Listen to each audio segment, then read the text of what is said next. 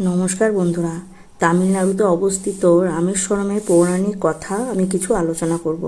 রামেশ্বরমের পৌরাণিক কাহিনী অনুসারে লঙ্কা জয়ে যাওয়ার আগে ভগবান শ্রী রামচন্দ্র রাবণ বধের পাপ স্থলনের উদ্দেশ্যে এই স্থানে শিবের আরাধনা করেছিলেন। রামের নির্দেশে হনুমান হিমালয় পর্বত থেকে একটি শিবলিঙ্গ নিয়ে আসেন, কিন্তু সেটি আনতে দেরি হওয়ায় শ্রীরামচন্দ্র বালির তৈরি একটি লিঙ্গ স্থাপন করে তার পুজো করেন। পরবর্তীতে হনুমানের আনাও লিঙ্গটিও এখানে স্থাপিত হয়।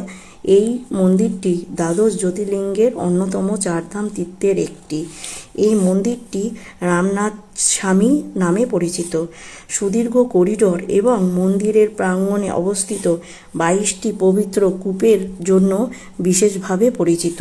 পৌরাণিক এই স্থানটি কেবল একটি তীর্থস্থান নয়, বরং এটি ভক্তদের কাছে ভগবান শ্রীরামের ভক্তি এবং শিবের প্রতি তার অগাধ বিশ্বাসের প্রতীক। তো বন্ধুরা, আমার এই ভিডিওটা যদি তোমাদের কাছে ভালো লাগে তো আমাকে প্লিজ লাইক করো। নমস্কার করে এই ভিডিওটা এখানেই শেষ করলাম।